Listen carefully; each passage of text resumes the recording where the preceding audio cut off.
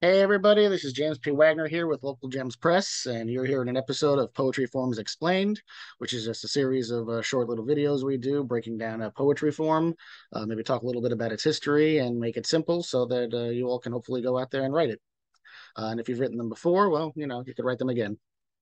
So the one we got here today is the poetry form acrostic poetry, which is a really simple form, as you can see here in the little blackboard that we have there with the word fall. Um, the letter spelled downward, and then the little poem there: foliage, apple cider, leaves, and love.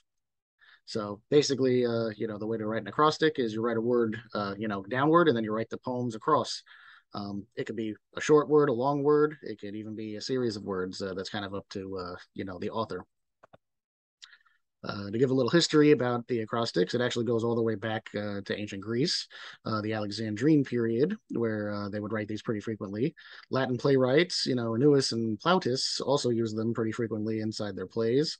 And medieval monks and poets made this form of poetry really popular during the Middle High German and Italian Renaissance periods, when there was a lot of crisscross of culture up and down the Silk Road and all that. They, would write these, and it became kind of like, a mind game to do that, or a reading up and down.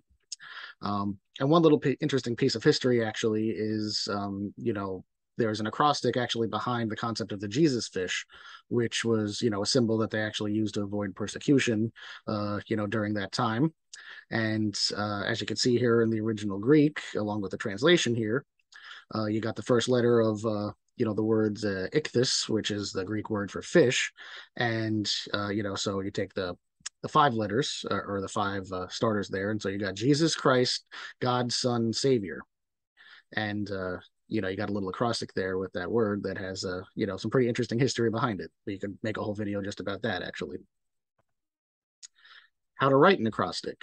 Well, simply put, you just write down a word the long way, like we have here with the word acrostic, and then you proceed to write the lines of the poem across. And suggestion: the poem should probably have something to do with the word itself, otherwise, you're probably going to confuse your readers.